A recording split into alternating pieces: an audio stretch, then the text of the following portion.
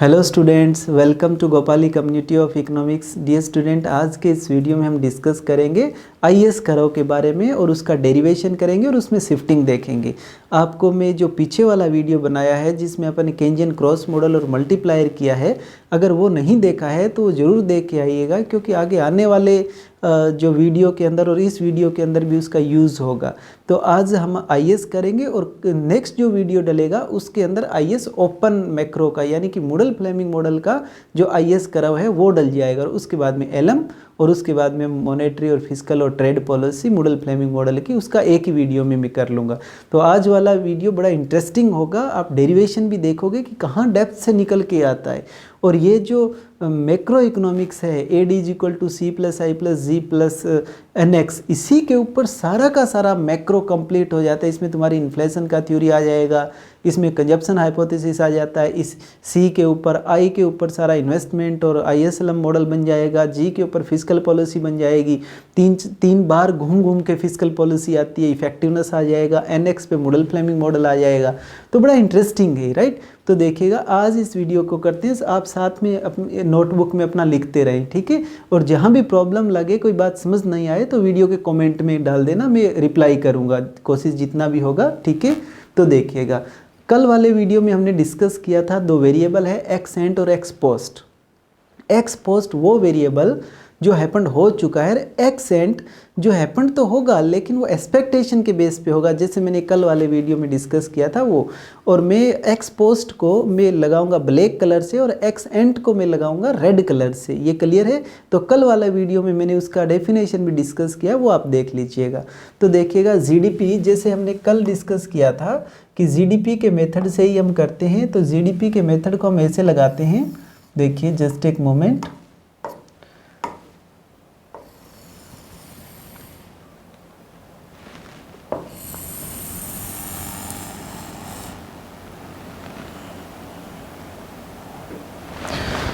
ये हमने लगा दिया, इधर हम लिख देते हैं ए एस, यानी एग्रीगेट सप्लाई, यानी प्रोडक्ट मेथड, राइट, ठीक है ना।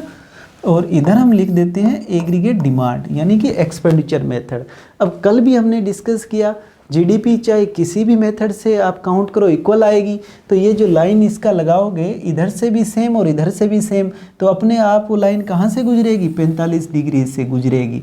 हमें ये 45 डिग्री का करना नहीं है, अपने आप ही 45 का होगा। किस वजह से कि जीडीपी चाहे इससे मेजर करो, जीडीपी चाहे इससे मेजर करो, दोनों से इक्वल आएगा, इसलिए सेम ही निकलेगा, ठीक है। तो उसको मैं यहाँ लिख देता हूँ, A D identically equal to A S, right. तो अब देखिएगा, ये अनकंडीशनली इक्वल हो गया है, ठीक है। अब हम यहाँ से स्टार्ट करते हैं। नेक्स्ट देखिएगा, A D is equal to C plus I plus G. अभी मैंने इकोनॉमी को क्लोज्ड ही रखा है, ओपन किया नहीं है, ठीक है। तो अब देखते हैं कि C is equal to C bar plus C nought, जैसे हमने कल किया था वही, y माइनस टी प्लस में टी आर। ये डिस्पोजेबल इनकम आ गई। इधर ए डी के अंदर रख देते हैं सी बार, सी की वैल्यू रख देते हैं सी बार प्लस में C naught y minus T plus में टी आर, राइट। अब देखिएगा, प्लस में i और प्लस में z, इसको आप सोल्व कर लेते हैं। A D is equal to C bar minus C note T plus में C note T R plus में i प्लस में z, और इसको ही फंक्शन बना दिया सी नोट वाई, यानी ये वाला निकाल के इधर रख दिया। अब हमने ये कल जो पहला वीडियो मैंने बनाया था कि फर्स्ट वाला इक्वेशन कैसी होनी चाहिए, वो भी बहुत इंपॉर्टेंट है। तो अगर आप इस वीडियो को समझना चाहते हो तो पहले वाला पढ़ के आइएगा, तभी आपको बिल्कुल जैसे धागा खुलता है वैसे एक एक चीज़ खुल जाएगी और इन्जॉय करोगे आप। तो देखिएगा, यहाँ से ये लाइन ऐसे लग जाएगी एग्रीगेट डिमांड की, राइट। तो ये वैल्यू मैं मेंशन कर देता हूँ और इसके ऊपर लिख देता हूँ A D is equal to C bar minus C note T plus C note T R plus I plus G. ये इंटरसेप्ट बन गया।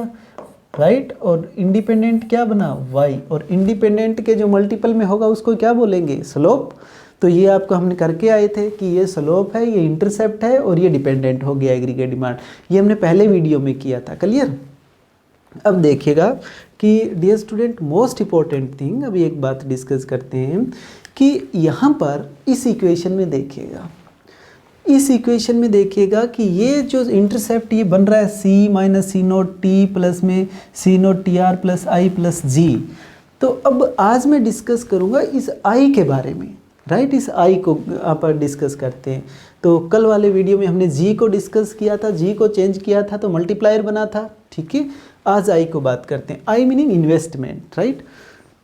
अब देखिएगा इन्वेस्टमेंट जो है वो मैं इतना डेप्थ में इस वीडियो में नहीं जाऊँगा, आप ये जानते हैं सब कुछ कि इन्वेस्टमेंट और इंटरेस्ट रेट का जो रिलेशनशिप है वो नेगेटिव रिलेशनशिप है। मैं थोड़ा सा डिस्कस कर लेता हूँ कैसे, कि देखिएगा जब भी हम कोई इन्वेस्टमेंट करते हैं, मैंने सपोज कीजिएगा कि कोई 1 लाख रुपए लगा करके और आटे की मशीन लगा लिया, ठीक है, आटा बनाने वाली।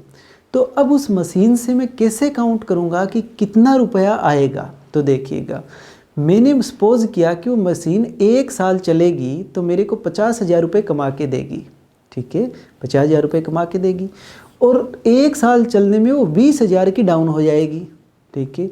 तो 20,000 उसके ऊपर लगाने पड़ेंगे, तो अब बचेंगे कितने, 30,000 रुपये। वो 30,000 रुपये मेरी होती है MEC, उसको हम बोलते हैं MEC। तो MEC कैसे आती है, प्रोस्पेक्टिव यील्ड्स यानी अनुमानित आय minus supply price. Supply price का मीनिंग हो गया कि वो एकदम एज इट इज, जैसे पहले दिन आपने 1 लाख रुपए की लगाई है तो 1 साल वाले दिन भी वो उतनी ही वैल्यूएबल होनी चाहिए। तो उसमें जो डेप्रिसिएशन है वो पूरा कर देंगे तो वैल्यूएबल सेम रहेगी। तो ये हो गई MEC। यानी अब मैं एक बात आपको बोल रहा हूँ कि MEC अगर आपका मार्केट इंटरेस्ट रेट से ज़्यादा है तो आप अपने पैसे को इन्वेस्टमेंट करेंगे, और अगर MEC यानी कि मैं आटे की चक्की लगाऊंगा अगर ऐसा है तो, और अगर MEC सॉरी जस्ट एक मोमेंट, अगर MEC लेस है तो हम कोई फिजिकल इन्वेस्टमेंट में नहीं करेंगे, डिपॉजिट करवाएंगे। और अगर ये 2 कंडीशन मेनली है, और जब अगर इक्वल है MEC अगर इक्वल लग रहा है तो हम आगे का फ्यूचर की एक्सपेक्टेशन और बहुत कुछ और चीज़ें देखते हैं, वो देख के करते हैं। तो अब मैं मान लेता हूँ ये स्ट्रक्चर है, राइट, ये स्ट्रक्चर है तो इन्वेस्टमेंट होगा, राइट। इसका मीनिंग क्या हुआ कि अगर इंटरेस्ट रेट ज़्यादा है बैंक में, मार्केट में, तो मैं इन्वेस्टमेंट नहीं करूँगा, राइट। और अगर इंटरेस्ट रेट कम है तो इन्वेस्टमेंट ज़्यादा करूँगा। तो नेगेटिव रिलेशनशिप हो गया, उसको मैं यहाँ मेंशन कर देता हूँ, वो देखिएगा आप।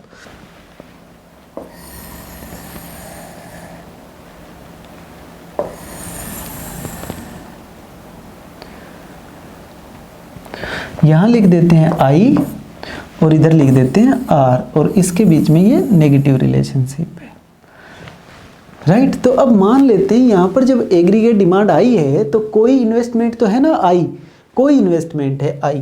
तो ये मान लेते हैं कि जो भी इन्वेस्टमेंट है वो कोई तो इंटरेस्ट रेट भी है मार्केट में। तो इसको मैं लिख देता हूँ I नोट और ये लिख देता हूँ R नोट, यानी इतना इन्वेस्टमेंट इकोनॉमी के अंदर है इतने इंटरेस्ट रेट के ऊपर। तो यहाँ पर यही नोटेशन लगा देता हूँ कि ये I नोट है भाई R नोट इंटरेस्ट रेट के ऊपर। ये क्लियर हो गया ना आपकी, ये बात क्लियर हो गई। अब ये वाली बात यहाँ पर क्लियर, यानी उसकी मैंने नोटेशन दे दी कि वो जो I नोट है वो R नोट इंटरेस्ट रेट के ऊपर है, क्लियर। अब देखिएगा डियर स्टूडेंट, इंटरेस्टिंग बात है, देखिए इसको हम ऐसे ले लेते हैं और इसको मैं ब्लैक कलर में ले लेता हूँ। बहुत सारा और भी बात है जो मैं आपसे डिस्कस नहीं कर पा रहा हूँ इस टाइम, क्योंकि मेरे को लगता है पता नहीं आप कितना का पिकअप करोगे, राइट। तो अगर पास होते हैं तो हम कॉपी चेक करते हैं, डिस्कस करते हैं आपस में, लेकिन अभी मैं तुम्हारा मेन जो कंसेप्ट है वो ले रहा हूँ। तो देखिएगा, एक हमने कल यहाँ पर जो वैल्यू लगाई थी वो याद होगी आपके, वो अभी डिस्कस करेंगे, राइट। इसको पॉइंट B माना था कल वाले वीडियो में, वो B ही अभी ले लेते हैं, ठीक है। अब देखिएगा, ये सप्लाई है black colour, red colour demand है। कौन सी? गुड्स मार्केट में सप्लाई है और गुड्स मार्केट का डिमांड है। तो यहाँ पर ये जो हमने फिगर बनाया है इसके ऊपर मैं लिख देता हूँ AS is equal to, red colour के अंदर AS is equal to Y, red Y, ये रेड Y तो इधर भी लिखना पड़ेगा अपने को, इधर कोमा लगा के Y लिखूंगा और इधर AD लिखूंगा। देखो आप इंटरेस्टिंग बात, इधर तो कोमा लगा करके लिखा है ऊपर वाले में और इधर इक्वल लिखा है Y, इसका रीज़न है अभी पता लग जाएगा आपको, राइट। और इधर हम ये वाला R ले आते हैं, ये इधर R आ गया, इधर से आया है, राइट। तो देखिएगा इस इंटरेस्ट रेट के पर, देखिएगा इस इंटरेस्ट रेट के ऊपर डियर स्टूडेंट ये गुड्स मार्केट इक्विलिब्रियम है, क्लियर, ये गुड्स मार्केट इक्विलिब्रियम है यहाँ, तो ये मैं इधर ले लेता हूँ। तो अब एक बात देखो, आप बोलेंगे कि सर ये कैसे ले रहे हैं, मैं समझाता हूँ आपको। ये गुड्स मार्केट इक्विलिब्रियम है तो इधर मैंने गुड्स मार्केट इक्विलिब्रियम लिख रखा है, यानी AS, और इसको आप चाहें तो AD लिख लो चाहे, राइट, इसको आप AD लिख सकते हो। अगर ऐसे कन्फ्यूज़न होता है ना तो मैं इधर AD कर देता हूँ, ठीक है, यानी ये AS is equal to AD, right है। यानी ये गुड्स मार्केट, यहाँ देखो AS सप्लाई और डिमांड इक्वल है, रेड कलर वाला, तो वो हमने यहाँ लिख दिया, यानी इस लाइन के ऊपर। अब एक चीज़ देखिएगा कि यहाँ पर गुड्स मार्केट इक्विलिब्रियम है तो ये पॉइंट आ गया और इधर R नोट इंटरेस्ट रेट बन गया, एक पॉइंट आ गया, क्लियर है। अब इस एक पॉइंट का यहाँ पर जो आया था वो क्या था, हमारा कल आया था, वो आपके ध्यान होगा कल आया था, वो आपने लिखा है AD is equal to AD note is equal to AS nought, clear है ना। ये वाले पॉइंट पे कल हमने मेंशन किया था, कल हमने इस पॉइंट की इक्वेशन निकाल लिया था, AD की वैल्यू रख ली थी और AS का वैल्यू लिख लिया था, याद होगा आपको, ठीक है। तो वो वैल्यू हम निकालते हैं डायरेक्टली, अगर मैं अब डायरेक्टली निकालूंगा उस वैल्यू को, क्योंकि हम कल निकाल चुके हैं, तो अगर हम वो वैल्यू, चलो हम उसको डिराइव ही कर लेंगे, राइट। अभी देख लेते हैं, 2 मिनट ज़्यादा लग जाएगी वीडियो में, और क्या होगा। तो देखिए अब हमारा एक पॉइंट आ गया, इस एक पॉइंट, और ये देखिए गुड्स मार्केट इक्विलिब्रियम है, किस पे, गुड्स मार्केट इक्विलिब्रियम है। यहाँ इंटरेस्ट रेट क्या है, R नोट, इन्वेस्टमेंट क्या है, I नोट। तो देखिएगा इसी को ही नीचे खींचा है मैंने, तो ये भी गुड्स मार्केट इक्विलिब्रियम है उसी R नोट के ऊपर, क्लियर हो गया। और यही R नोट वहाँ क्या बना रहा है, I नोट इन्वेस्टमेंट दे रहा है, क्लियर। अब देखिएगा सपोज करते हैं कि इंटरेस्ट रेट जो है वो कम हो गया, सपोज इंटरेस्ट रेट जो है वो कम हो गया। जब इंटरेस्ट रेट कम हो गया तो इन्वेस्टमेंट बढ़ेगा, और ये बढ़ गया I1 और इधर हो गया R1। इंटरेस्ट रेट कम हुआ तो इन्वेस्टमेंट बढ़ा। अब आप इतना ही मेजर करके, एग्जैक्टली इतना ही मेजर करके, अब देखिएगा डियर स्टूडेंट, मैंने फर्स्ट वीडियो में आपको क्या बोला था कि जो इंटरसेप्ट में चेंज होता है तो शिफ्टिंग होती है। तो देखिएगा इधर जो है वो I नोट इसमें इंटरसेप्ट में आया हुआ है, और इंटरसेप्ट में वैल्यू बढ़ेगी तो शिफ्ट होगा, तो ये लाइन शिफ्ट हो जाएगी, एग्जैक्टली जितनी वैल्यू बढ़ी है उतना, राइट। कल किसकी वजह से ये चेंज हुआ था, कल जो इसका चेंज हुआ था G की वजह से, आज ये चेंज हुआ है I की वजह से। तो देखिएगा AD dash is equal to C bar minus C note T plus C note TR plus I1 R1, right, plus में G, इसकी वजह से प्लस में C नोट Y, क्लियर। और अब देखिएगा इस वैल्यू को हम क्या करते हैं, इसको हम क्या बोलेंगे, इसको बोलेंगे AD dash 1 is equal to AS1, clear. और इसको हम बोल देंगे C पॉइंट, क्लियर। अब देखिएगा अब क्या करते हैं, इधर से तो ये इंटरेस्ट रेट आगे ले लेते हैं, क्लियर है ना, ये वाला आगे जाएगा, ठीक है। इधर से ये इंटरेस्ट रेट आगे आ गया, और उधर से गुड्स मार्केट इक्विलिब्रियम यहाँ पर है तो ये नीचे आ जाएगा, क्लियर।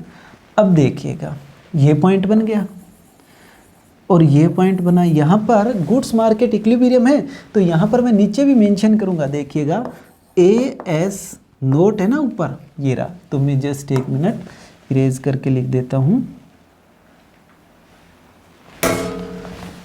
देखिएगा स्क्रॉल थोड़ा सा डाउन करते हैं, और इधर वाली value AD note AD note, scroll थोड़ा सा डाउन करने से सही हो जाएगा ना, तो थोड़ा सा स्क्रॉल डाउन कर लेते हैं।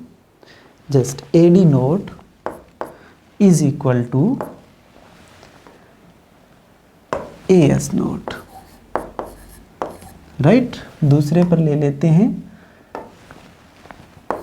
AD-1 is equal to AS1।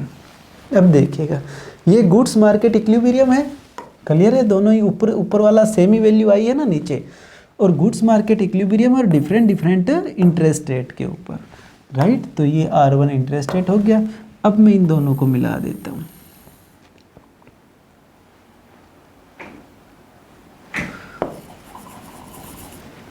ये बन गया आपका IS।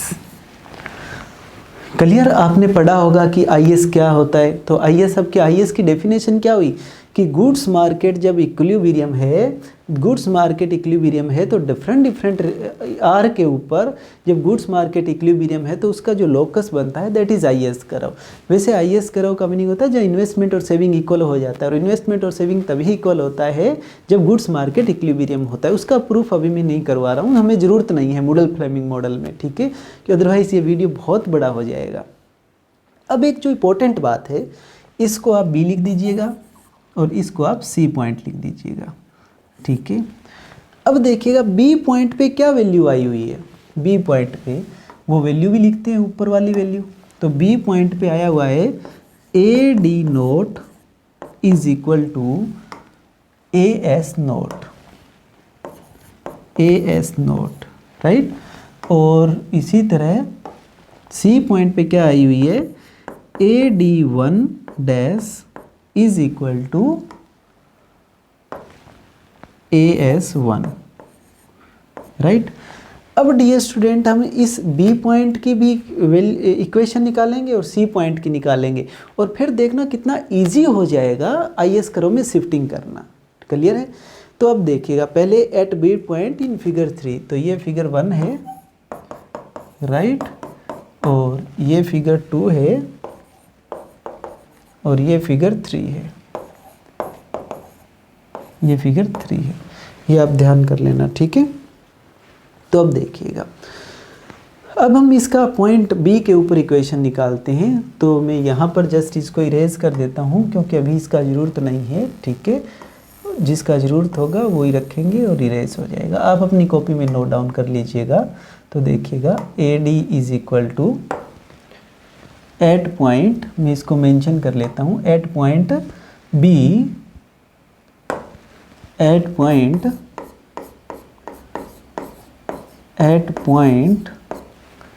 B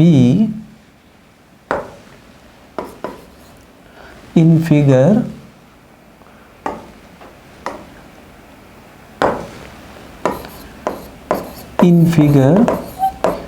3, क्लियर है। B पॉइंट के ऊपर क्या क्या वैल्यू है, AD note is equal to AS naught, ठीक है। AD नोट की क्या वैल्यू है वो लिख लेते हैं। AD नोट की क्या वैल्यू है उधर से लिखेंगे AD नोट का वैल्यू। तो देखिएगा C बार, राइट, माइनस में C नोट T प्लस में C नोट TR प्लस में I R नोट और I नोट इन्वेस्टमेंट है, प्लस में G और प्लस में C naught Y is equal to, अब इस पर्टिकुलर वैल्यू है ना ये वाली, इस फिगर में ये वैल्यू सेम ही है ना, ऊपर से गुड्स मार्केट देखो इधर ये सब कुछ दिया हुआ था, R नोट दिया हुआ था, उस R नोट को मैंने यहाँ दिखा दिया है, तो गुड्स मार्केट इक्विलिब्रियम है, तो ये वाला लिया। तो S नोट की क्या वैल्यू है, S नोट को मैं क्या लिख सकता हूँ, is equal to Y naught. पर एक बात और देखो, हम Y नोट इधर लिखेंगे तो ये पर्टिकुलर वैल्यू है ना S नोट Y नोट, तो AD नोट भी किसके इक्वल है, AD के लिए क्या आया हुआ है Y, तो ये भी क्या हो जाएगा पर्टिकुलर Y नोट, जैसे कल किया था अपने। तो इस Y की जगह भी क्या आ जाएगा Y नोट, तो मैं डायरेक्टली यहाँ लिख देता हूँ, ये क्या बन जाएगा Y नोट। अब देखिएगा, सॉरी डियर स्टूडेंट, इधर लिखना है ना, तो इधर वाले में देखिए, और इधर आ जाएगा Y नोट। अब इसको हम इरेज कर देते हैं, ज़रूरत नहीं है, राइट। अब एक बात देखिएगा, हम ये इन्वेस्टमेंट जो फंक्शन है इसको एक वैल्यू लिखते हैं कि i इज इक्वल टू हमारा क्या होता है i बार, जस्ट इसको रेड में लेना है क्योंकि ये इफेक्ट होता है एक्सपेक्टेशन से, तो इसको हम रेड में रखेंगे, ठीक है। तो देखिएगा i is equal to i bar minus D R. ये i bar minus D R क्या है, जैसे आपने लिया था ना c is equal to C bar और प्लस में सी नोट वाई जो लिया था, वही इसी तरह से ये है। तो ये सी बार की तरह ये है कि जब इंटरेस्ट रेट अगर जीरो है फिर भी इन्वेस्टमेंट हो रहा है, वो हो गया, और इधर इंटरेस्ट रेट बढ़ेगा तो इन्वेस्टमेंट क्या होगा, कम होगा। तो डी क्या बताता है आपको, याद कीजिएगा जो पहली इक्वेशन में करके आया हूँ, यहाँ पर डी स्लोप हो गया और आर इंडिपेंडेंट हो गया और डी डिपेंडेंट और आई डिपेंडेंट हो गया और आई बार ये शिफ्टिंग पैरामीटर हो गया। क्लियर है ना ये, तो ये वैल्यू अब देखिएगा उसी तरह से अब इसकी वैल्यू रख देते हैं, ये वैल्यू ऊपर वाले में रख देते हैं, तो क्या बनेगी सी बार माइनस में C note T bar plus में C note T R plus में I bar minus D R naught. Clear है, प्लस में जी ब्रैकेट बंद और प्लस में सी नोट।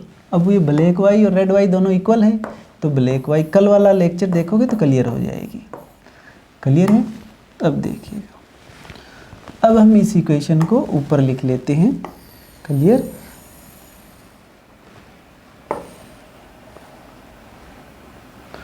अब देखिएगा, अब हम इसके अंदर क्या करते हैं कि जस्ट एक मोमेंट पे हमें इसके अंदर थोड़ा सा चेंजेस लाना होगा, राइट। जैसे हम कल लेके आए थे उसी तरह से हम क्या करते हैं, इन y को इधर ले आते हैं और सारा उधर छोड़ देते हैं। तो देखिएगा y naught, right, y naught और माइनस में c naught, c naught y is equal to C bar minus C note T bar plus में C note T R plus में I bar minus D R naught plus में G. Clear, जैसा हमने कल किया था as it is वैसा ही कर रहे हैं अभी, राइट। अब देखिएगा मैं ऊपर वाला इरेज कर रहा हूँ, आप अपनी कॉपी में लिख लीजिएगा, राइट। तो कॉपी में लिखोगे तो हो जाएगा। अब देखिएगा, अब हम क्या कर लेते हैं इसके अंदर कि ये इधर कॉमन आ जाएगा ना, y वगैरह, y हमारा कॉमन आ जाएगा। तो देखो y में डायरेक्टली लिख रहा हूँ, y naught common is equal to, अब देखिएगा एक चीज़ और भी आप देख सकते हैं कि यहाँ पर आप इसको ऐसे ले लेते हैं, देखिए y 1 minus C naught, y naught और 1 माइनस सी नोट कॉमन आ गया ना, तो जस्ट एक मोमेंट, ये 1 माइनस सी नोट। क्लियर है, अब देखिएगा डियर स्टूडेंट, यहाँ पर जो वैल्यू है वो एज इट इज़ लिख लेते हैं, C bar minus C note T bar plus C note T R plus में I bar minus D R naught plus में जी।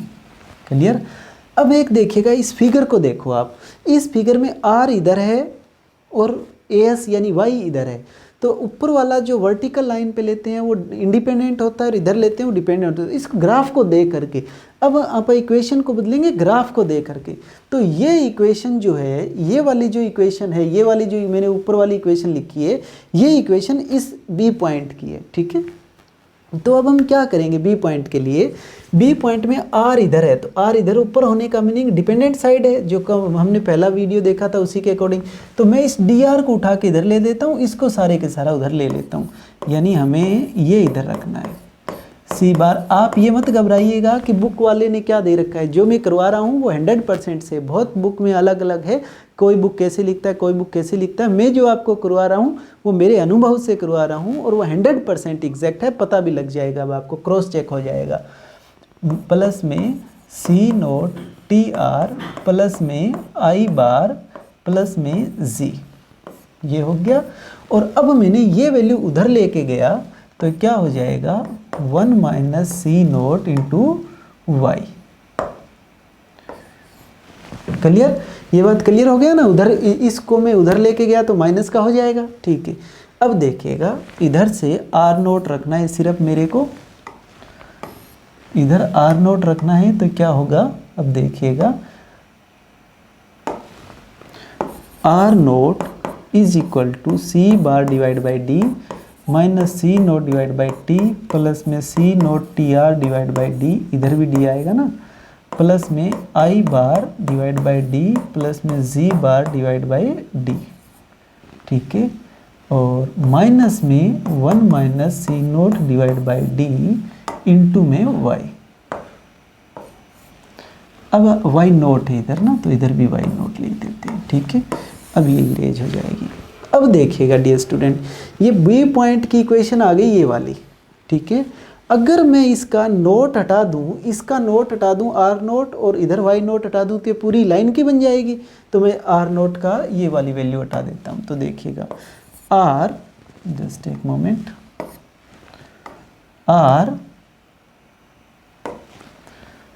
Are is equal to C bar divide by D minus C note T divide by D plus में C note T R plus में I bar D plus में G बार D bracket बंद 1 minus C naught divide by D into में Y note.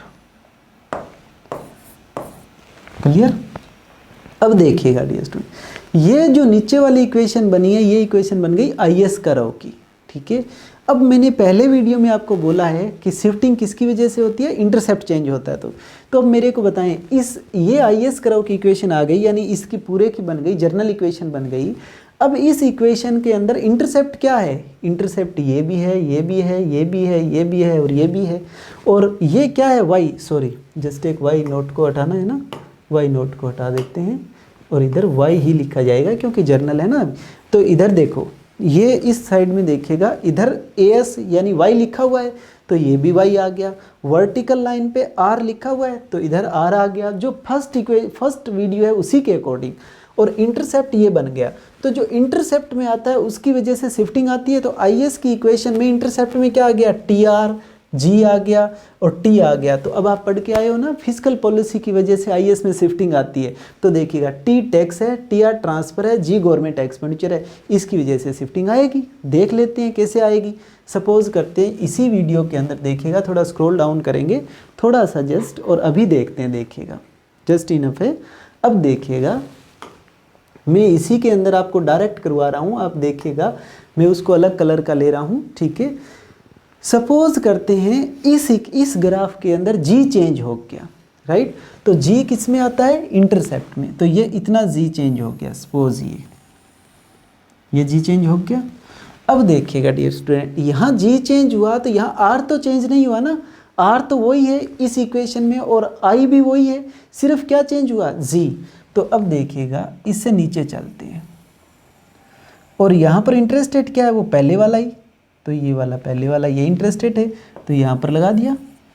अब यहाँ पर जितना जी change हुआ है इस इंटरेस्ट रेट पे उतना ही ऊपर जी चेंज करते हैं तो ऊपर वाले में भी शिफ्टिंग आएगी। तो एग्जैक्टली ऊपर कर देते हैं, ये लो, ये जी यहाँ पर कर दिया, ठीक है। तो अब ये वैल्यू देखिएगा, ये यहाँ से ले लेते हैं,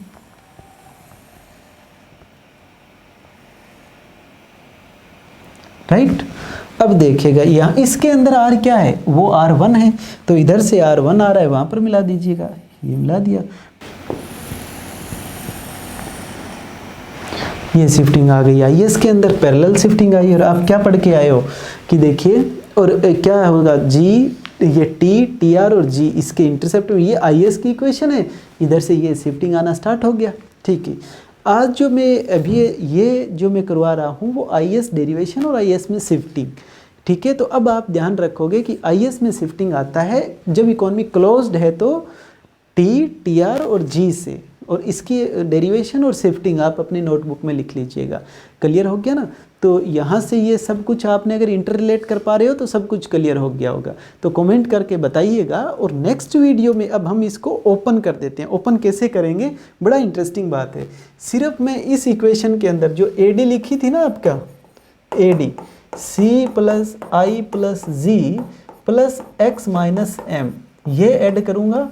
और इसी से, जैसे इससे क्या बना है आई एस, इसके साथ आर को जोड़ा तो आई एस बना, और इसके साथ नेट एक्सपोर्ट है, इस नेट एक्सपोर्ट के साथ मैं अगर ई को जोड़ूंगा तो वो आई एस ओपन का बन जाएगा। बस तो आपका डेरिवेशन स्टार्ट हो जाएगा। ठीक है, तो आज इस वीडियो के अंदर इतना ही, आप नोट डाउन कर लीजिएगा। कोई प्रॉब्लम है तो कमेंट कर दीजिएगा। ठीक है, थैंक यू सो मच।